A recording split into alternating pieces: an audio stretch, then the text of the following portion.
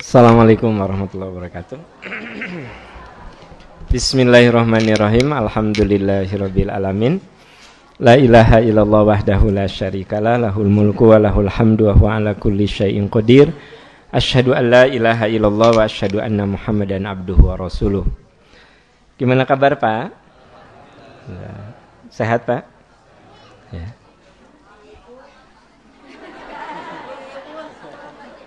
Apa, Bu? Ibu mah teh kudu ditaruh sok naros sorangan.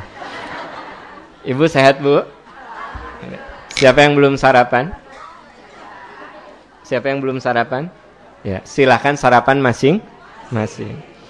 Oke, kita mulai satu pertanyaan saja kayaknya, karena seperti biasa kalau minggu pertama saya ada acara dulu. Saya itu ada acara dulu minggu pertama dan minggu ketiga, ya.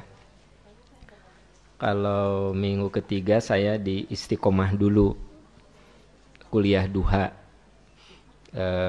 karena Masjid Istiqomah mah ini itu mah apa, punya sejarah khusus, ya. Nenek moyang. Sok ngawitan mulai. Ya, Bismillahirrahmanirrahim. Sejauh mana yang dibenarkan Islam dalam kerukunan beragama? Bolehkah saya memakan makanan dari hari raya non-muslim? Iya. Pertama, non-muslim itu membuat makan-makan ada dua. Ada yang kaitannya dengan ritual.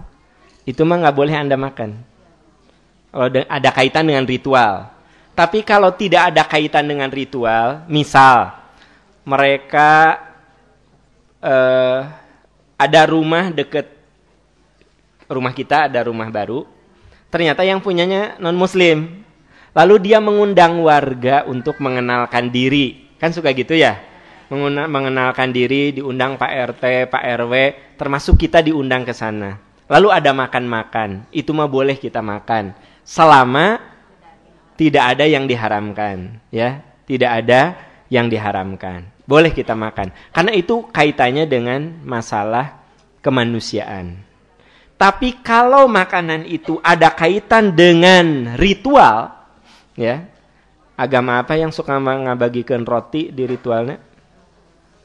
Gini kan disemprot gitu tah. Si roti. Apa tuh? Bukan sayang, bukan agama Kristen, apa tuh? Katolik atau apa? Saya udah lama nggak mempelajari agama mereka, ya.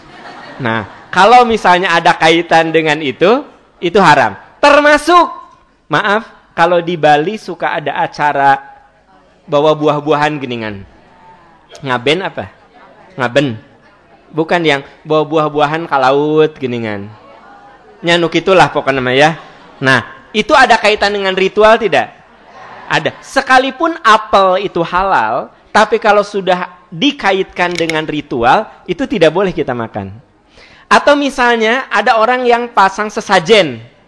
Di situ teh ada apel, ada anggur, ya, ada pisang gitu. Anda teh nggak boleh, lebar daripada kujurig, terus Anda makan. Tapi dah dulu karena saya tidak tahu, pernah memakan saya. Waktu kecil di kuburan, ya. Tahu nggak yang sekarang jadi Jalan Lingkar Selatan? Itu tuh kan ada kuburan dulu. Kuburan keluarga gitu ya. Tapi bukan keluarga saya, keluarga orang lain. Hanya itu teh kuburan. Saya masih kecil lah, masih SD. Lagi lucu-lucunya waktu itu. Biasa we atuh. Ini kan lagi bicara masa lalu. Nah, lagi SD kelas 1 apa kelas 2 lah. Masih suka main lang-layangan, ngurek ya kan gitu, ngadu hayam, ngoprek japati kan gitu. Nah, akan lewat ke kuburan, ya. Cek teman teh, aya jeruk cenah. Nah, gitu. Di mana? Di kuburan orang mah ada sering cenah kadinya. Terus naon? Amis ya jerukna teh.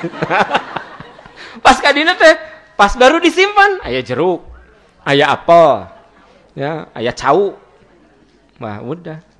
Hari maneh nyokot naon? Urang mah jeruk, urang mah cau. Makan we dinya ya. Terus disimpan di situ si itunya teh si apa? Cangkang.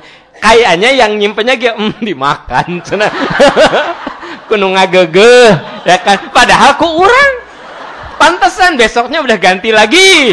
Jadi rutin tiap ek main japati kadinya opatan. Tapi kan Allah Maha tahu. Itu karena saya, terus saya cerita ke emak, marah emak. Teu kenging eta teh haram. Da mah eta mah sanes maling. Digolerkeun. Jadi emak nyebut ari mama mikirna teu kenging nu batur cenah. Emak isin emaknya cenah budak emak maling gitu. Mah teu maling dah diterang eta teh. Dipiceun lebar. Dituang ku nyepokan teh kenging gitu. Udah nurut saya teh ke orang tua tehnya. Zaman dulu mah orang tua teh masih diturut eta. Ayeuna mah geus ngelawan. Nurut. Urang ka kuburannya biasa we ngaliwat ka dinya cenah aya cau cenah. Maneh mah kan resep cau cenah gitu. Embung urang mah ayeuna mah. Ayo cok kutuman teh dibalik kitu. Ayo ngeunah sih ieu mah. Kan gitu. Tapi kan emak geus molotot, teu kenging gitu. Ya. Jadi kan saya bilang da mah eta mah dipiceun. Nya tapi dipiceun oge lamun aya nu gaduhna pasti nyeuselan cenah. Kalau ada yang punya pasti marah. Berarti itu teh enggak boleh. Jadi emak saya enggak bilang itu teh haram karena untuk ibadah, enggak. Jadi ya udah. Sejak saat itulah saya insaf. Jadi maksudnya yang kayak gitu nggak boleh. Kenapa? Karena itu diperuntukkan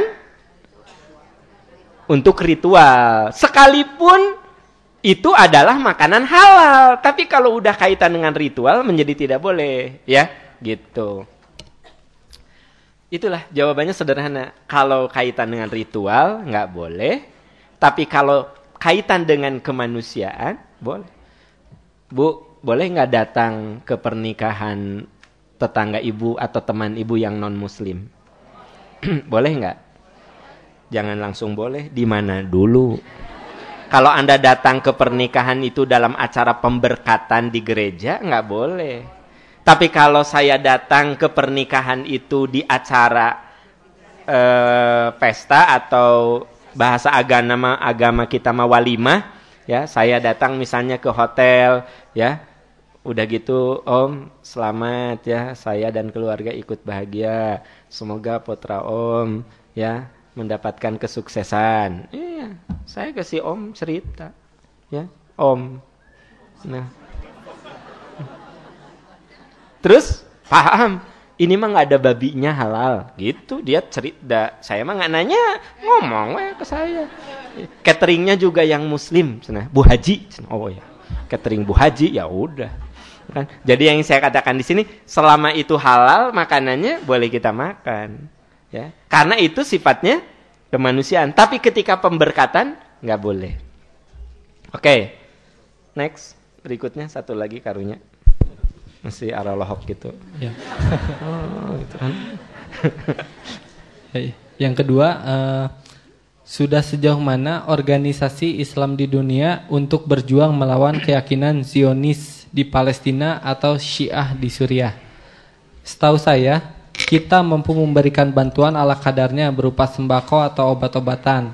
Padahal saudara-saudara kita di sana amat butuh perlindungan. Apakah organisasi Islam di dunia sudah mencoba berdiplomasi kepada seluruh penguasa Islam agar mereka bisa membantu dengan pengiriman pasukan atau persenjataan? Ya, itu pertanyaannya singkat, tapi ini 2 disertasi, 3 disertasi juga belum tentu tamat untuk membahasnya. Iya, ini kan butuh riset yang serius itu, ya. Tapi intinya orang beriman itu dia harus selalu merasa, kan katanya antara muslim dengan muslim lain itu seperti tubuh. Ketika telinga itu merasa sakit, seluruh tubuh merasakannya, gitu. Ketika saudara-saudara kita di belahan bumi manapun mendapatkan kezoliman, penderitaan, minimal kita ikut mendoakannya. Itu aja, minimal, ya. Adapun mengirim pasukan, gak sesederhana yang Anda tanyakan. Karena untuk masuk dalam wilayah konflik itu nggak mudah. Jangankan level orang-orang yang tak terlatih, orang-orang terlatih pun itu butuh teknik khusus. Jadi sebenarnya maaf tanpa mengurangi rasa hormat, seperti dibuka pendaftaran ya, ikut berperang ke mana, ke Palestina gitu. Itu teh maksudnya mah bagus sih, tapi menurut saya itu bukan solusi terbaik, karena untuk datang ke situ tuh tentaranya juga harus terlatih.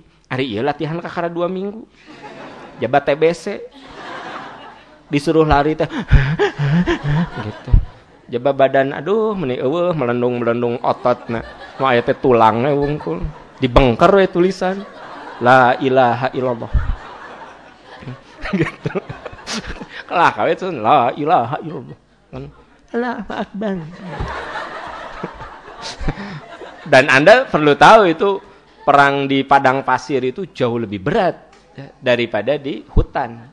Kalau hutan tuh untuk survivalnya lebih mudah, untuk hutan, ya kan? Ada daun-daunan, ada singkong, ada apa. Padang pasir, Bo. Ya, ini butuh kekuatan fisik yang dahsyat.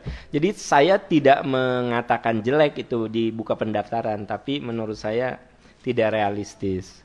Ya, tidak realistis. Jadi kalau antar negara itu kan ada aturan khusus. Udah begitu nggak semudah seperti memberangkatkan tim ke Garut gitu ya. Di Garut musibah langsung kita bikin tim di dia nu kaditu ge kudu nu udah terlatih, karena pas kaditu teh atuh manehna teh digotong ku babaturan kan gitu ya kan. Aya kejadian ya kan, ada terjadi musibah longsor gitu, kaditu manehna teh ngariweuhkeun babaturanna digotong atuh, bukannya ngagotong yang kena musibah. Engap karasa ieu na sesek cenah di Garut teh. Ya kan gitu. Cek urang mah nya tahu diri lamun ada apa? Asma mah cik atuh. Dong awe geus jeung duit. Nah, datang ka ditu. Atuh coba cari oksigen susah. Atuh dibawa ke rumah sakit. Jadi bukan ngurusin yang kena musibah, nguruskeun jelema eta. Jadi maksudnya niat kita teh bagus, tapi tetap kudu lihat keadaan.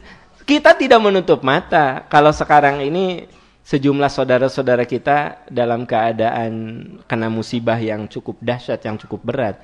Tapi ya kita hanya bisa mendoakan, masukkan dalam setiap untaian doa kita itu untuk mendoakan mereka gitu. Itu yang bisa kita lakukan. Ya, karena hal-hal lain tidak mudah untuk kita lakukan begitu ya. Jadi menurut saya tidak perlu Anda membuka pendaftaran atau camp-camp di masjid-masjid untuk melakukan pelatihan keberangkatan ke Palestina gitu.